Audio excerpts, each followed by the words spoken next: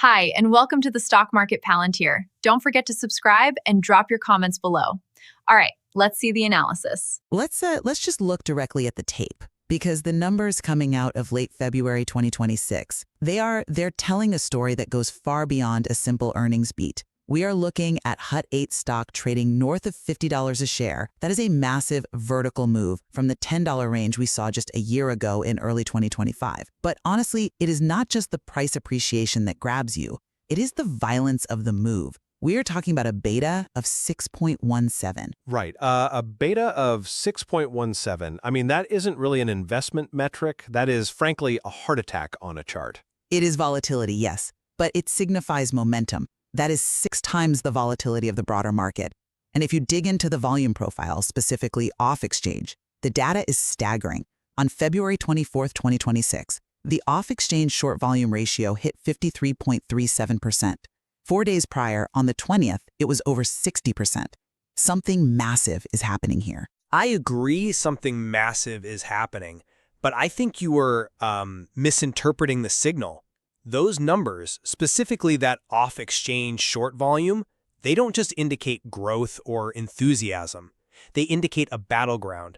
When you see short volume ratios consistently exceeding 50% in dark pools, which for our listeners are essentially private exchanges used by institutions to execute large block trades without immediately moving the public price, that is not retail traders buying the dip on an app. That is institutional money hedging risk. While the chart technicians are celebrating a cup-and-handle bullish breakout, that dark pool activity suggests major players like Citadel and Susquehanna are betting on volatility rather than a straight line up. I see why you might view that as hedging, and we can dig into the microstructure in a minute, but I view it as the friction of a massive repricing event. The market is struggling to categorize this company, and that is where the opportunity lives. The central question we need to wrestle with today is actually quite simple. Has Hut 8 successfully transformed into a stable Google-grade AI infrastructure REIT, effectively decoupling from its crypto roots? Or does it remain a speculative, high-volatility asset that is simply masquerading as one to catch the AI bid? That is exactly the right framing. Is this a mature infrastructure play, or is it a meme stock wearing a hard hat? I'm going to argue the former. I believe 2025 wasn't just a good year, it was a strategic reorientation that is now quantitatively validated. If you look at the fiscal year 2025 results released on February 25th, the shift is undeniable. This isn't marketing fluff. It is a complete capital structure overhaul. Revenue grew 45% year over year to $235.1 million. But the real story, the one the market is just waking up to, is the composition of that revenue. The compute segment, that's the AI and high-performance computing side of the house, hit $202.3 million. That is up 136%. And what about the legacy business? It's shrinking. The power and digital infrastructure segments effectively shed their old skin. And the catalyst, the absolute crown jewel here, is the Fluid Stack and Anthropic partnership. We are talking about a $7.0 billion base term contract value, backstopped by Alphabet Inc., that is Google. That is the definition of a structural pivot. They are no longer a crypto miner, they are a high-margin power platform for the AI revolution. Look, I just don't buy that the pivot is validated just yet. I think the valuation is pricing in absolute perfection while ignoring some glaring execution risks and, frankly, some very ugly financial realities.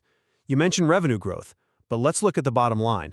The fiscal year 2025 net loss was $248.0 million.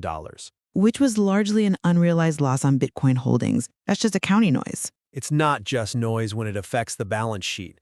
But let's look at the operational metrics then. Adjusted EBITDA plummeted to negative $135.4 million. That is down 124% from the previous year. You cannot build a stable REIT, a real estate investment trust structure that relies on dividends and steady cash flow, on negative EBITDA. Furthermore, this pipeline you're so excited about, it is highly speculative. They tout an 85 megawatt pipeline, but if you read the fine print, 5,185 megawatts of that is merely under diligence. Only 330 megawatts is actually under construction. To me, the company is caught in a dangerous valley between a capital-intensive construction phase and high-beta market manipulation. The stability you are claiming simply hasn't arrived yet. That's a fair critique of the current snapshot, but markets price in the future, not the past. You don't buy Amazon in 1999 for the earnings that day. You buy it for the infrastructure they are building. Let's dig into that Google-grade deal you seem skeptical about, because I think the nuance there completely changes the credit profile of the company. The Fluidstack and Anthropic deal isn't just a handshake, it is a triple net lease, or NNN. I know what a triple net lease is, but for the listeners who don't spend their time in commercial real estate, walk us through why that distinction matters so much here. It matters because it fundamentally changes the risk equation. In a standard commercial lease, the landlord, in this case Hut 8, might be on the hook for fixing the roof, paying the property taxes, or covering skyrocketing insurance premiums. In a triple net lease, the triple refers to taxes, insurance, and maintenance. The tenant pays all of that. It shifts the operational risk entirely off Hut 8's books. The projected net operating income, or NOI, is $6.9 billion over 15 years. That is roughly $454 million annually in pure high-margin income. Assuming the tenant can actually pay for 15 years. And that is the kicker. Because it is backstopped by Alphabet Inc., Hut 8 isn't scrambling for hard money loans or relying on sketchy crypto-backed lending. That backstop elevates the tenant credit risk to investment grade. It allows them to walk into JP Morgan or Goldman Sachs and get project-level financing at prime rates. They aren't funding this on a credit card. They are funding it with Tier 1 bank capital because the counterparty is effectively Google. That is a massive de-risking event. That is a compelling argument on paper, but have you considered the physical timeline? We're talking about the Riverbend campus, a 245-megawatt AI data center. The target delivery is early 2027. Which is right around the corner. In the AI sector, 2027 might as well be a decade from now. The hardware cycle is moving so fast. NVIDIA's Blackwell chips are here, the Rubin architecture is coming, that facility specs are changing in real time. Power density requirements are skyrocketing. A data center designed in 2025 might be completely obsolete by 2027 if it can't handle the liquid cooling requirements of the next generation of chips. They are relying on Jacobs Engineering and Vertiv to execute flawlessly in a supply chain environment that is notoriously constrained. If you need a specific high-voltage transformer or cooling unit, the lead time right now is 18 to 24 months. Jacobs and Vertiv are the best in the business. If anyone can deliver, it's them. They are capable, yes, but they aren't magicians. And let's talk about how Hut 8 is bridging the gap until that cash flow turns on. To fund this massive build-out, they are utilizing a $1.0 billion at-the-market, or ATM, equity program. Which provides necessary liquidity to scale. It provides dilution. An ATM program effectively means they are printing new shares and selling them into the market day by day to keep the lights on and the cranes moving. Every share they sell dilutes the existing holders. You are celebrating a stock price of $50, but your slice of the pie is getting smaller every day. They have to fund that construction. And regarding that total contract value, you cited the $7 billion base, but the bulls love to throw around that $17.7 billion figure. That assumes every single renewal option is exercised and every expansion tranche, specifically the right of first offer for the additional 1,000 megawatts, is taken. That is not guaranteed. A lot can change in 15 years. Google could develop a new cooling technology or shift strategy that makes this specific facility less critical. I see your concern about dilution, but that capital is being deployed into assets that will generate a 15-year stream of cash flows. It's high ROI dilution. It's investing in a machine that prints money later. And the market seems to agree with me. This brings me to my second major point, institutional accumulation. If this was just a meme stock with a hard hat, why is the smartest money in the room loading the boat? Because they play a very different game than you or I. No, look at the filings. Institutional ownership surged from less than 10% in early 2024 to approximately 70% by the end of 2025. You don't get to 70% with retail day traders on Reddit. Take Northwestern Mutual Wealth Management as a specific example. In Q4 of 2025, they added over 4.06 million shares. That was a percentage increase of over 4.6 million% from their previous holding. They didn't just dip a toe in, they bought the whole pool. You have T. Rowe Price up 32%, Azora Capital up 181%. Even the passive giants like Vanguard and BlackRock are scaling up. The Vanguard Information Technology ETF holds 2.4 million shares. This implies that the smart money views HUD 8 as essential infrastructure. They are voting with billions of dollars that this pivot is real. I come at it from a different angle. I acknowledge the buying is there, the volume confirms it, but we have to look at the market microstructure to understand who is facilitating this and why. You mentioned the dark pool stats earlier. When FINRA reports that over 50% of daily volume is off exchange, and we see short volume ratios hitting 67.87% on February 17th, that tells a darker story. Or it tells us there is simply a lack of liquidity on the lit exchanges for the size these institutions are moving.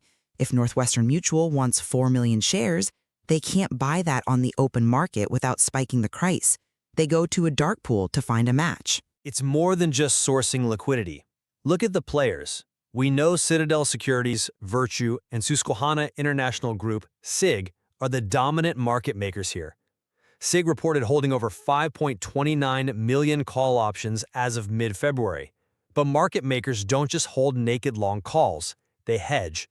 The hedge theory suggests that for every call option they sell to a retail trader, they have to short the underlying stock to remain delta neutral. Right, explain that for the audience real quick. Delta neutral. Sure. Delta measures how much an option's price moves relative to the stock. If a market maker sells a call option, they are technically short the market. To protect themselves, they buy the stock. Conversely, if they are holding calls, they might short the stock against it. Being delta neutral means they don't care if the price goes up or down, they just want to pocket the spread and the fees. That explains the massive short volume in the dark pools. It's not necessarily a directional bet that the stock will crash, it's a mechanical hedge. It creates a false sense of fundamental activity. So you're saying the short volume isn't bearish? It's structural, but look at Jane Street Group. They hold 2.18 million shares. Jane Street is a liquidity provider, a high-frequency trading firm. They aren't holding this for a 10-year dividend yield like a pension fund. They are trading the volatility. The concentration of volume around the $54 and $64 strike prices suggests these pros are fading the rally or hedging aggressively against those levels. They are managing the boundaries, not investing in the vision. I think you were confusing the mechanics of the market with the sentiment of the investor. Yes, market makers hedge. That is their job. But the net accumulation by long-only funds like Northwestern Mutual suggests the float is being absorbed by permanent capital. These are funds that hold for years. But I want to pivot to another piece of the puzzle that I think demonstrates the management sophistication, which the market makers are clearly responding to. The American Bitcoin Corp, or ABTC strategy. Oh, here we go. The spin-off. It was strategic genius. By spinning off the mining business into ABTC and merging it with Griffin, they achieved two things. One, they separated the volatile, capital-intensive mining business from the parent company, which cleans up HUD 8's balance sheet for those reinvestors we talked about. But two, and this is key, HUD 8 retains 64.5% of ABTC. That's roughly 585 million shares. ABTC acts as a high beta financial engine. They hold nearly 6,000 Bitcoin. When Bitcoin runs, ABTC runs, and HUD 8 captures that upside through its equity stake without having the operational headache on its own P&L. It's having your cake and eating it too. That's a compelling narrative, but have you considered the governance nightmare this creates? You call it a spinoff, I call it a complication.